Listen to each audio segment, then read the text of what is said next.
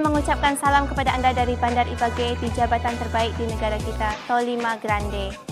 Dan saya ingin memberitahu anda bahawa kami akan memulakan acara hebat kami di bandar ini. Pelancaran MB Global di Jabatan Tolima. Bravo, that's excellent.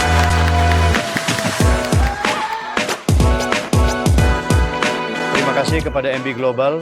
Hari ini kami berpeluang untuk mengubah kehidupan, mengubah keluarga kami, meningkatkan ekonomi, dan hari ini adalah peluang hebat dengan pakej perkhidmatan dan peluang yang kami ada ini untuk mengubah ekonomi kami.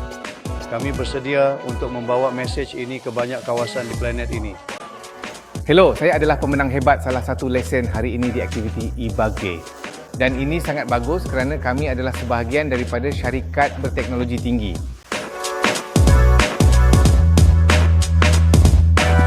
Bagi saya, peluang ini sangat baik.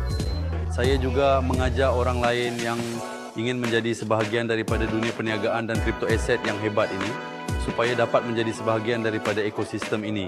Sebagai pengalaman dalam perniagaan, ini adalah satu kebolehaksanaan, satu visi tentang bagaimana perkara dilakukan sekarang di dunia.